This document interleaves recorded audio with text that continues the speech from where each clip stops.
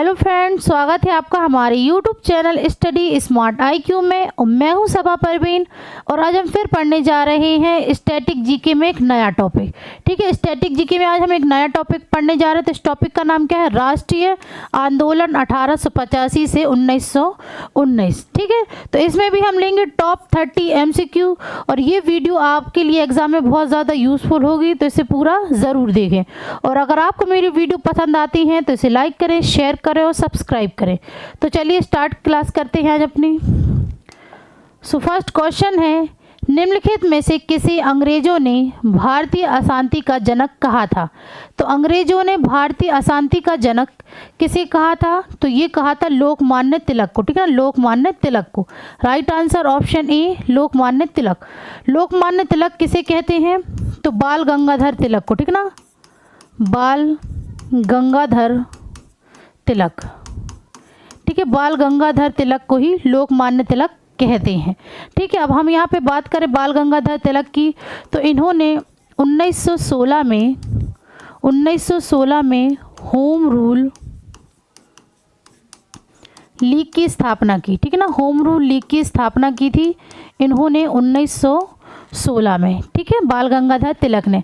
फिर 1916 में बाल गंगाधर तिलक ने मोहम्मद अली जिन्ना, ठीक है ना, बाल गंगाधर तिलक ने 1916 में मोहम्मद अली जिन्ना के साथ मिलकर लखनऊ समझौते पर हस्ताक्षर किए। ठीक है ना, लखनऊ समझौते पर हस्ताक्षर किए थे। ठीक है, फिर हम बात करें यहाँ पे बाल गंगाधर तिलक ने कौन कौन सी पत्रिकाएं चलवाई थी? तो बाल गंगाधर ने जो पत्रिकाएं चलवाई थी, ठीक है ना, पत्रिकाएं, तो ये कौन सी पत्रिकाएं चलवाई थी? केसरी और मराठा। ठीक है, केसरी और मराठा ये पत्रिकाएं चलवाई थी। केसरी ये मराठा में और मराठा यह अंग्रेजी में। ठीक है ना, अंग्रेजी में चलवाई थी। ठीक है, फिर बात करें अब हम यहाँ पे जवाहरलाल नेहरू की। ठीक है, जवाहरलाल नेहरू की, तो ये भारत के प्रथम प्रधानमंत्री थे। ठीक है ना, प्रथम प्रधानमंत्री थे। ठीक है, जवाहरलाल नेहरू ये भारत के पहले प्रधानमंत्री थे और सबसे लंबा कार्यकाल इनका ही रहा था। ठीक है ना, जवाहरलाल नेहरू का। और जवाहरलाल नेहरू यह INC के अध्यक्ष थे। ठीक है ना, INC के अध्यक्ष थे। कब? 1929 में लाहौर सेशन में। ठीक है ना, 1929 में लाहौर सेशन में ये INC के अध्यक्ष रहे। ठीक है, फिर हम बात करें यहाँ पर महात्मा गांधी की, तो महात्मा गांधी को बापू के नाम किसने कहा था? बापू। तो महात्मा गांधी को बापू कहा था राजकुमार शुक्ला ने। ठीक है ना, राजकुमार शुक्ला ने इन्हें बापू कहा था। ठीक है, महात्मा गांधी को। और सुभाष चंद्र बोस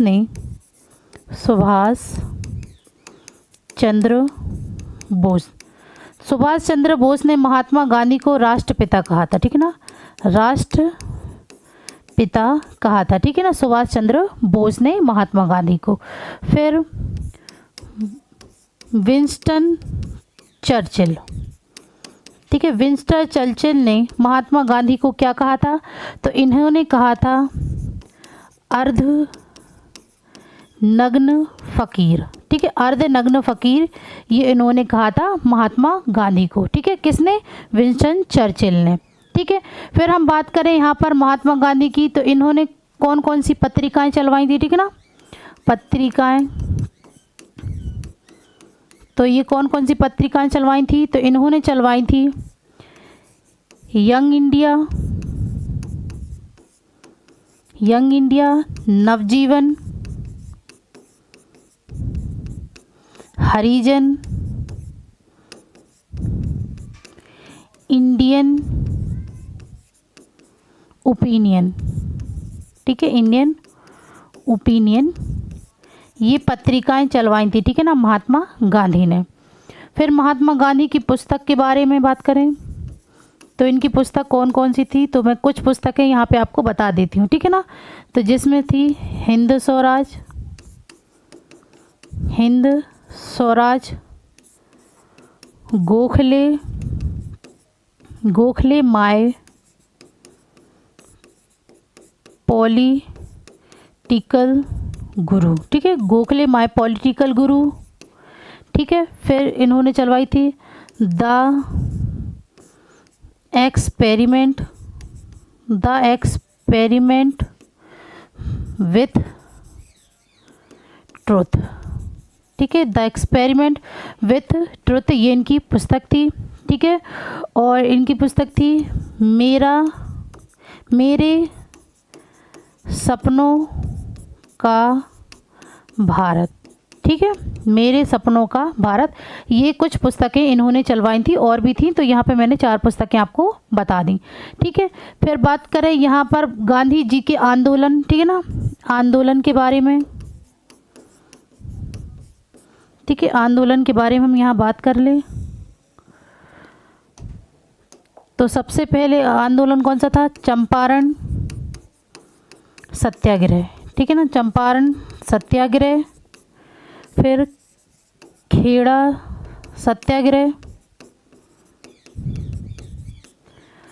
असहयोग आंदोलन, असहयोग आंदोलन, ठीक है। फिर सविनय अवज्ञा आंदोलन, ठीक है, सविनय अवज्ञा आंदोलन और भारत छोड़ो आंदोलन, ठीक है। ये आंदोलन थे। तो चंपारण सत्याग्रह ये कब हुआ था? तो ये हुआ था 1917 में। खेड़ा सत्याग्रह 1918 में। असहयोग आंदोलन 1920 में। और सविनय अवज्ञा आंदोलन 1930 में। और भारत छोड़ो आंदोलन 1942 में, ठीक है। ये उनकी कुछ प्रमुख आंदोलन थे, ठीक है ना, महात्मा गांधी की। फिर हम यहाँ पे बात करें अब सरदार वल्लभ भाई पटेल की, ठीक है ना, सरदार वल्लभ भाई पटेल की। तो सरदार वल्लभ भाई पटेल को लौह पुरुष, ठीक है ना, लौह पुरुष के नाम से इन्हें जाना जाता है, ठीक है ना, सरदार वल्लभ भाई पटेल को लौह पुरुष के नाम से जाना जाता है। और ये भारत के पहले गृह मंत्री थे, ठीक है ना, भारत के पहले गृह मंत्री और पहले उप प्रधानमंत्री थे, ठीक है ना, पहले उप प्रधानमंत्री थे। और इन्हें सरदार वल्लभ भाई पटेल को भारत का विस्मार्क कहा जाता है, ठीक है ना, भारत का विस्मार्क कहा जाता है, ठीक है, सरदार वल्लभ भाई पटेल को। तो ये सारी क्वेश्चन के बारे में जानकारी थी जो मैंने आपको दे दी, ठीक है। तो आप इसे अच्छे से नोट कर लीजिएगा, और अगर आपको मेरी वीडियो पसंद आती है तो इसे लाइक कीजिए। चलिए नेक्स्ट है, खान अब्दुल गफ्फार खान किस नाम से प्रसिद्ध थे? तो खान अब्दुल गफ्फार खान यह किस नाम से प्रसिद्ध थे? तो ये थे फ्रंटियर गांधी, ठीक है ना, फ्रंटियर गांधी के नाम से यह प्रसिद्ध थे। और इन्हें कई अन्य नामों से भी जाना जाता था, जिसमें है बच्चा खान, ठीक है, बच्चा खान या बाचा खान भी कहते हैं, और बादशाह खान, बादशाह खान, सरहदी गांधी, सरहदी गांधी, ठीक है। इन्हें इन अन्य नामों से जाना जाता है, ठीक है ना, खान अब्दुल गफ्फार खान को, ठीक है। फिर बात करें लोकनायक को, लोकनायक किस नाम से जाना जाता है? लोकनायक किसे? तो ये है जयप्रकाश नारायण का नाम, ठीक है ना, जयप्रकाश नारायण का उपनाम है ये लोकनायक, ठीक है, जयप्रकाश नारायण। फिर बात करें लौह पुरुष, तो ये है सरदार वल्लभ भाई पटेल, ठीक है, सरदार वल्लभ भाई पटेल को लौह पुरुष के नाम से जाना जाता है, ठीक है। खान अब्दुल गफ्फार खान के बारे में और भी इंफॉर्मेशन है जो कि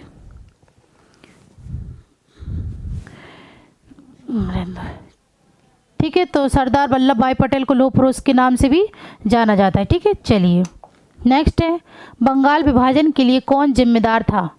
तो बंगाल विभाजन के लिए कौन जिम्मेदार था? तो ये था लॉर्ड कर्जन, ठीक है, लॉर्ड कर्जन ये बंगाल विभाजन के लिए जिम्मेदार था। और ये भारत का वायसराय था, ठीक है ना, भारत का वायसराय था, ठीक है। इसी ने 1905 में बंगाल विभाजन करवाया, ठीक है, बंगाल विभाजन करवाया था लॉर्ड कर्जन ने ही, ठीक है। फिर बात करें हम यहाँ पे लॉर्ड डलहौजी की, तो ये भारत के गवर्नर जनरल थे, ठीक है ना, गवर्नर जनरल थे ये, ठीक है। कब से कब तक? 1848 से 1856 तक, ठीक है। 1848 तक ये भारत के गवर्नर जनरल रहे और इन्होंने, ठीक है, लॉर्ड डलहौजी ने हड़प नीति अपनाई, हड़प नीति, ठीक है, जिसे चूक नीति भी कहते हैं, ठीक है, चूक नीति भी कहते हैं। इन्होंने व्यपगत का सिद्धांत दिया, ठीक है ना, व्यपगत का सिद्धांत दिया, ठीक है, लॉर्ड डलहौजी ने। और लॉर्ड डलहौजी को भारतीय रेलवे का जनक कहा जाता है, ठीक है ना, भारतीय रेलवे का जनक कहा जाता है लॉर्ड डलहौजी को, ठीक है ना। इन्होंने पहली ट्रेन चलवाई थी, कब? ये चलवाई थी 1853 में, ठीक है ना, 1853 में पहली ट्रेन चली थी, जो कि मुंबई या बॉम्बे, ठीक है ना, पहले बॉम्बे कहते थे, अब इसका नाम हो गया मुंबई से, ठीक है, ठाणे चलवाई थी ये, ठीक है ना, बॉम्बे से ठाणे चलवाई थी। यह 34 किलोमीटर दूरी पर, ठीक है ना, 34 किलोमीटर की दूरी तय की थी इस ट्रेन ने, ठीक है। फिर बात करें लॉर्ड डलहौजी, तो लॉर्ड डलहौजी ने ही हिंदू विधवा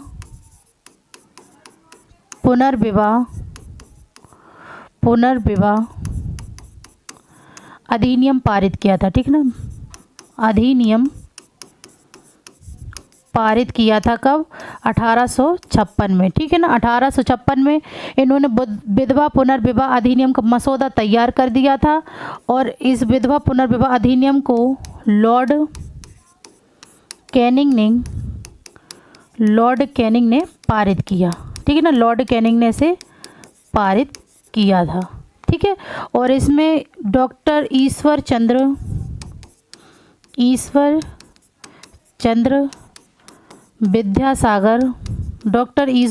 विद्यासागर सबसे बड़े प्रचारक थे, ठीक है ना, सबसे बड़े ये प्रचारक थे विधवा पुनर्विवाह के, ठीक है।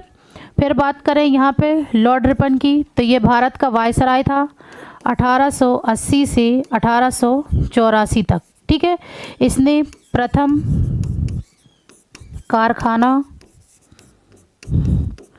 अधिनियम स्थापित किया, ठीक है ना, प्रथम कारखाना अधिनियम ये कब बनाया? तो 1881 में, ठीक है ना, 1881 में। और लॉर्ड रिपन को भारत का लोकप्रिय वायसराय भी कहा जाता है, ठीक है ना, लोकप्रिय वायसराय भी कहा जाता है, ठीक है ना। फिर बात करें लॉर्ड कार्नवालिस, स्थायी बंदोबस्त लागू किया, ठीक है ना, स्थायी बंदोबस्त लागू किया था लॉर्ड कार्नवालिस ने 1793 में, ठीक है ना, 1793 में। तो ये भी सारी डिटेल आप अच्छे से नोट कर लीजिएगा, ठीक है, और आप प्लीज़ नोट बनाते जाइएगा अच्छे से, ठीक है ना, नोट्स। चलिए नेक्स्ट है, निम्नलिखित में से कौन सा आंदोलन बंगाल के विभाजन के तुरंत बाद हुआ था? तो कौन सा आंदोलन जो कि बंगाल विभाजन के तुरंत बाद हुआ था? तो ये हुआ था स्वदेशी आंदोलन, ठीक है ना, ये बंगाल विभाजन के तुरंत बाद हुआ था। कब? 1905 में, ठीक है ना, 1905 में ये स्वदेशी आंदोलन हुआ था, ठीक है। फिर बात करें सविनय अवज्ञा आंदोलन, ये कब हुआ था? तो ये हुआ था 1930 में।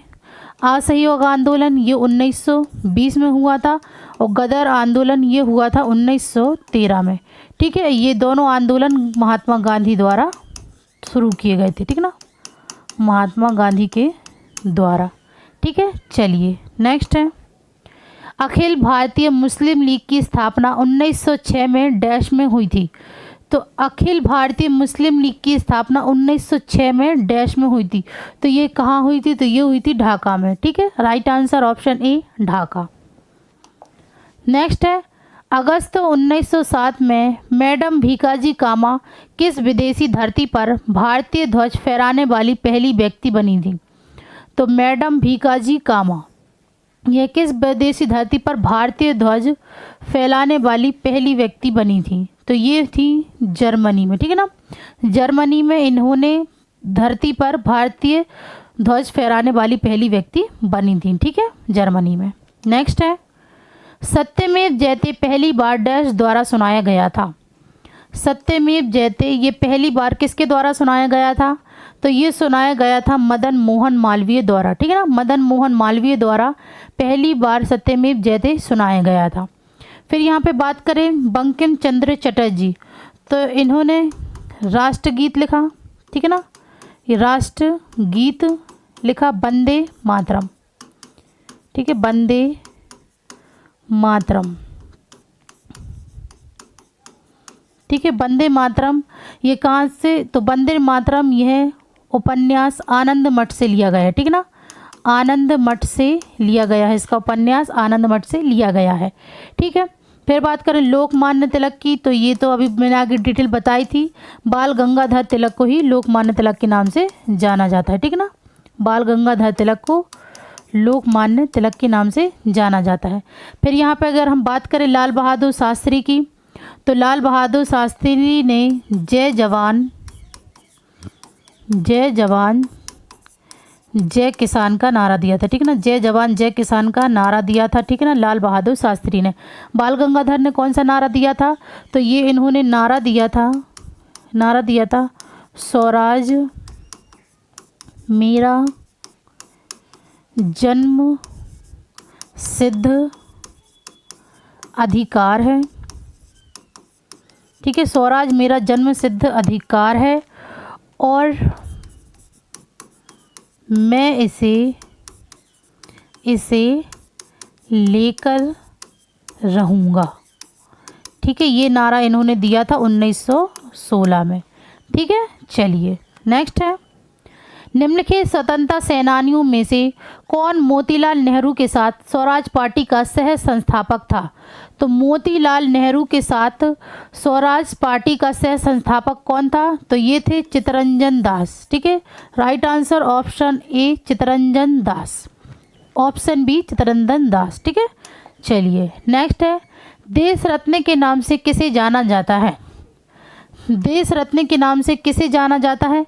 तो ये जाना जाता है डॉक्टर राजेंद्र प्रसाद को। इन्हें देश रत्न और इनको अजात शत्रु भी कहा जाता है, ठीक है ना, अजात शत्रु भी कहा जाता है, ठीक है। फिर बात करें हम यहाँ पे रविंद्रनाथ टैगोर, तो रविंद्रनाथ टैगोर को 1913 में साहित्य के लिए नोबेल पुरस्कार प्राप्त हुआ था, ठीक है। नोबेल पुरस्कार प्राप्त हुआ था गीतांजलि पुस्तक के लिए, ठीक है ना। गीतांजलि पुस्तक के लिए इन्हें नोबेल पुरस्कार प्राप्त हुआ था, ठीक है ना, रविंद्रनाथ टैगोर को। रविंद्रनाथ टैगोर यह पहले एशियाई पहले गैर यूरोपीय पहले भारतीय थे जिन्हें नोबेल पुरस्कार प्राप्त हुआ था 1913 में साहित्य के लिए गीतांजलि पुस्तक के लिए, ठीक है। रविंद्रनाथ टैगोर को 1915 में, ठीक है ना, 1915 में इन्हें जॉर्ज पंचम ने, ठीक है ना, 1915 में जॉर्ज पंचम ने इन्हें नाइटहुड की उपाधि दी थी, ठीक है ना, नाइटहुड की उपाधि दी थी, ठीक है ना, नाइटहुड की उपाधि दी थी इन्हें 1915 में। लेकिन 1919 में जलियांवाला बाग हत्याकांड के विरोध में इन्होंने नाइटहुड की उपाधि को अस्वीकार कर दिया था, ठीक है। फिर हम बात करें रविंद्रनाथ टैगोर ने राष्ट्रीय गान लिखा, ठीक है ना, राष्ट्रीय गान लिखा इन्होंने जन गण मन, ठीक है, जन गण मन यह राष्ट्रीय गान लिखा इन्होंने। और इन्होंने बांग्लादेश का भी राष्ट्रगान लिखा था, ठीक है ना, बांग्लादेश का राष्ट्रगान भी इन्होंने लिखा था, कौन सा? आमार सोनार बांग्ला, ठीक है, आमार सोनार बांग्ला, ठीक है। ये इन्होंने बांग्लादेश का राष्ट्रगान भी लिखा था, ठीक है ना, रविंद्रनाथ टैगोर ने, ठीक है। फिर हम यहाँ पे बात कर रहे हैं बाल गंगाधर तिलक की, तो इन्हें लोकमान्य तिलक के नाम से जाना जाता है। इन्होंने 1916 में होम रूल लीग की स्थापना की थी, ठीक है ना, होम रूल लीग की स्थापना की थी इन्होंने। और इन्होंने 2 पत्रिकाएं चलवाई थी, कौन सी, केसरी और मराठा, ठीक है। केसरी ये मराठा में थी और मराठा ये अंग्रेजी में थी, ठीक है ना। इन्होंने 2 पत्रिकाएं चलवाई थी। फिर जयप्रकाश नारायण, तो इन्हें लोकनायक के नाम से जाना जाता है, ठीक है ना, लोकनायक के नाम से इन्हें जाना जाता है, जयप्रकाश नारायण को, ठीक है। चलिए नेक्स्ट है 1905 में सर्वेंट्स ऑफ इंडिया सोसाइटी का गठन किया गया था। तो 1905 में सर्वेंट ऑफ इंडिया सोसाइटी का गठन किया गया था। तो ये किसके द्वारा किया गया था सर्वेंट ऑफ इंडिया सोसाइटी का गठन? तो ये हुआ था गोपाल कृष्ण गोखले, ठीक है ना, गोपाल कृष्ण गोखले के द्वारा हुआ था। गोपाल कृष्ण गोखले ये महात्मा गांधी के राजनीतिक गुरु थे, ठीक है ना, राजनीतिक गुरु थे ये, ठीक है ना, गोपाल कृष्ण गोखले। फिर यहाँ बात करें हम दादा भाई नौरोजी की, तो दादा भाई नौरोजी को grand old man of India, ठीक है, इन्हें grand old man of India के नाम से जाना जाता है दादा भाई नौरोजी को। और ये आईएनसी के अध्यक्ष रहे, ठीक है ना, आईएनसी के अध्यक्ष रहे कितनी बार? 3 बार, ठीक है ना, 3 बार ये आईएनसी के अध्यक्ष रहे। कब से कब, मतलब कब? तो ये रहे 1886 में कलकत्ता में, ठीक है, 1886 में कलकत्ता में, 1893 में, ठीक है ना, 1893 में लाहौर में, और 1906 में कलकत्ता में, ठीक है, कलकत्ता में। और इनकी पुस्तक का नाम क्या है? तो इनकी पुस्तक का नाम है poverty and un British rule in India, ठीक है, ये इनकी पुस्तक का नाम है, ठीक है। फिर बात करें महात्मा गांधी की, तो इन्हें बापू के नाम से जाना जाता है। बापू राष्ट्रपिता और अर्ध नग्न फ़कीर, इन नामों से इन्हें जाना जाता है, ठीक है, महात्मा गांधी को। इन्होंने कई आंदोलन किए और कई पत्रिकाएं चलवाईं, तो हमें इनकी पत्रिकाएं, ये सारी चीज़ें मैंने आपको आगे डिटेल कर दी थी, तो अब मैं यहाँ पे नहीं बताती हूँ, ठीक है। चलिए नेक्स्ट करते हैं। तो नेक्स्ट है धन निकासी के सिद्धांत को शुरू करने का श्रेय किस भारतीय को जाता है? धन निकासी सिद्धांत को शुरू करने का श्रेय किस भारतीय को जाता है? तो ये जाता है दादा भाई नौरोजी को, ठीक है ना, दादा भाई नौरोजी को। इनके बारे में मैंने आगे आपको डिटेल बता ही दी है, ठीक है। चलिए नेक्स्ट है निम्नलिखित में से कौन सा समूह कांग्रेस के गर्मपंथियों से नहीं जुड़ा था? तो कौन सा समूह कांग्रेस के गर्मपंथियों से नहीं जुड़ा था? तो ये था डेक्कन एजुकेशन सोसाइटी, ठीक है, राइट आंसर ऑप्शन बी, यह कांग्रेस के नरमपंथियों से नहीं जुड़ा था, ठीक है ना। बाकी सर्वेंट ऑफ इंडिया सोसाइटी, भारतीय सोसाइटी और सार्वजनिक सभा, ये तीनों इस नरमपंथियों से जुड़े थे, ठीक है। चलिए नेक्स्ट है किस वर्ष कट्टरपंथियों और नरमपंथियों को विभाजित किया गया था? कट्टरपंथियों और नरमपंथियों को विभाजित किया गया था, तो ये किया गया था 1907 में, ठीक है ना, 1907 में सूरत अधिवेशन में, ठीक है ना, सूरत अधिवेशन के तहत, ठीक है ना, सूरत अधिवेशन के तहत इसे 2 भागों में बांटा गया था, कट्टरपंथियों और नरमपंथियों में, ठीक है ना।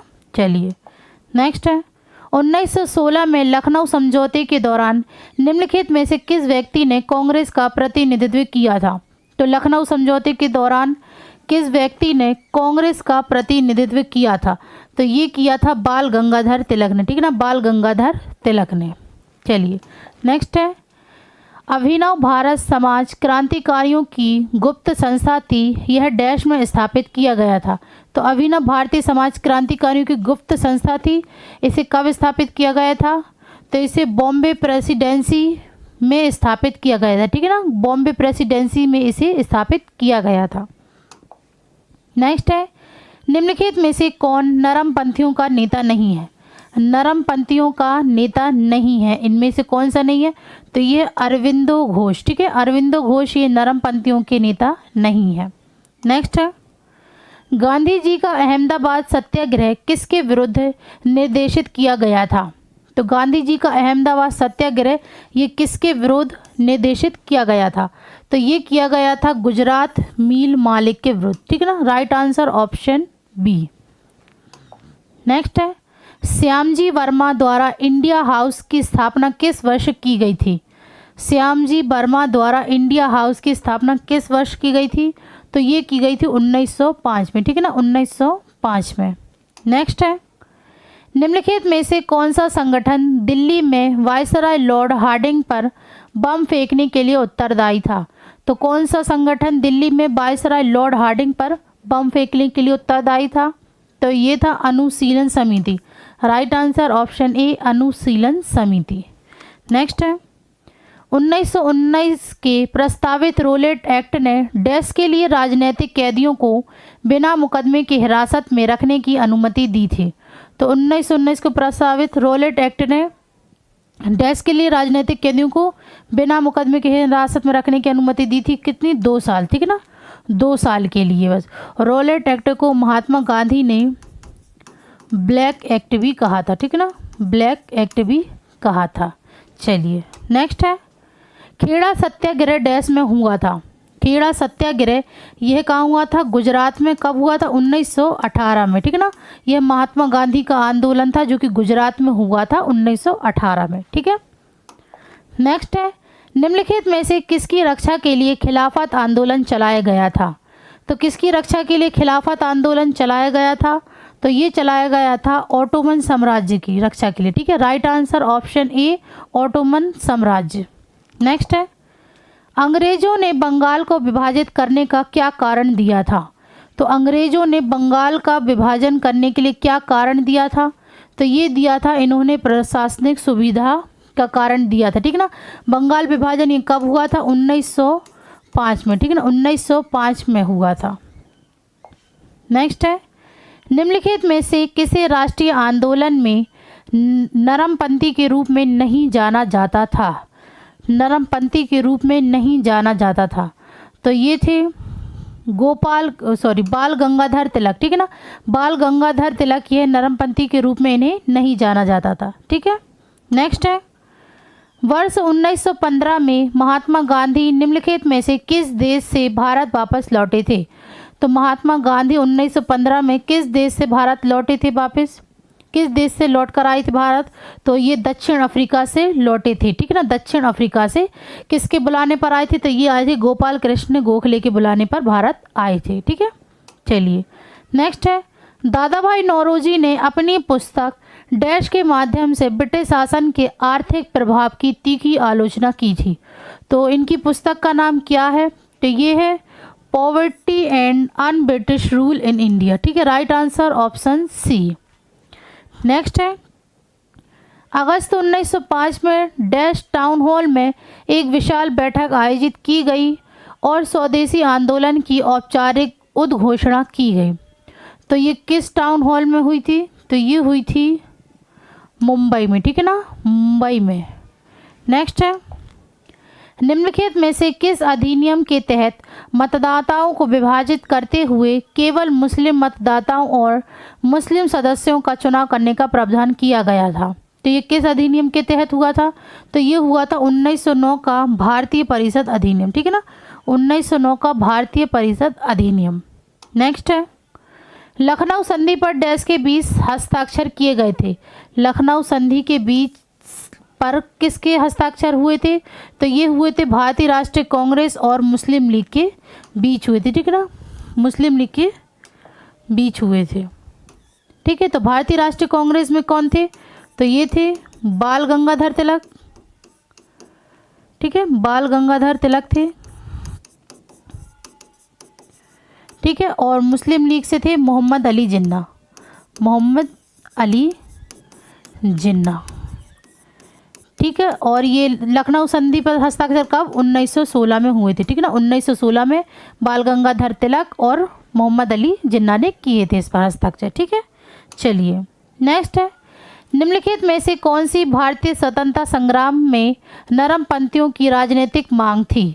तो भारतीय स्वतंत्रता संग्राम में नरमपंथियों की राजनीतिक मांग थी। ये 4 ऑप्शन हमें दी गए हैं, अब इसमें से बताना कि कौन सी मांग की गई थी। तो फर्स्ट देखते हैं, इंग्लैंड और भारत में एक साथ भारतीय सिविल सेवा परीक्षा आयोजित करना, ये भी मांग में था। फिर आम जनता के बीच प्राथमिक शिक्षा का प्रसार, ये भी राजनीतिक मांग थी। और 20वीं शताब्दी की शुरुआत में उन्होंने कनाडा और ऑस्ट्रेलिया में स्वशासित उपनिवेशों के समान ब्रिटिश साम्राज्य के भीतर स्वराज्य की मांग की, तो ये भी इनकी मांग थी। तो इसका राइट आंसर होगा ऑप्शन डी, उपरोक्त सभी, ये तीनों मांगे इन्होंने की थी, ठीक है। तो ये थे आज के हमारे स्टैटिक जीके के top 30 MCQ। So I hope आपको वीडियो पसंद आई हो। तो ऐसी ही वीडियो देखने के लिए हमारे चैनल को लाइक करें, शेयर करें, सब्सक्राइब करें। Thank you.